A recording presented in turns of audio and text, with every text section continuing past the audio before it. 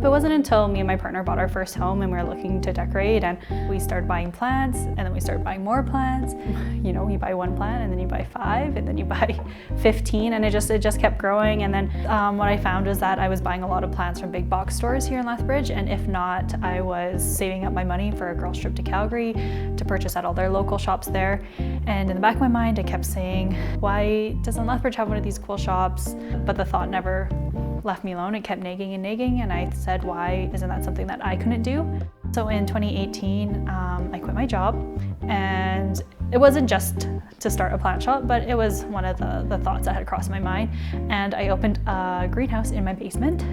And when I wasn't at markets, I invited people to come down into my unfinished basement, into this random person's house that may or may not have like a plant grow up. So we moved everything into the garage, and eventually things were like outgrowing the garage, that we were doing it like out into our driveway, and my neighbors were like wondering what was going on. Every Friday there was just like this lineup of cars coming to pick up their orders. It blew up to a point where I thought it was a really viable business, that I could support a brick and mortar shop.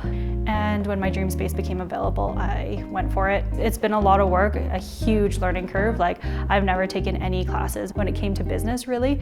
There's been lots of help along the way. It's been able to connect me to some amazing people in the community. I love 5th Street. There was no other option for me. I wanted to be downtown, and I don't really know why, other than this is my roots, and I'm happy to grow here. Here we are 5 months later, and I'm really glad that I had listened to the advice that I was given for the most part. But I'm also glad that I trusted my gut for a lot of things, including opening a store. If it were up to me, I would have jumped headfirst into a store, but my partner is a bit more realistic. I surprised my friends and my family by being able to do this. I'm learning new things every day, and I think as an entrepreneur, that's how it's gonna be for the rest of my life.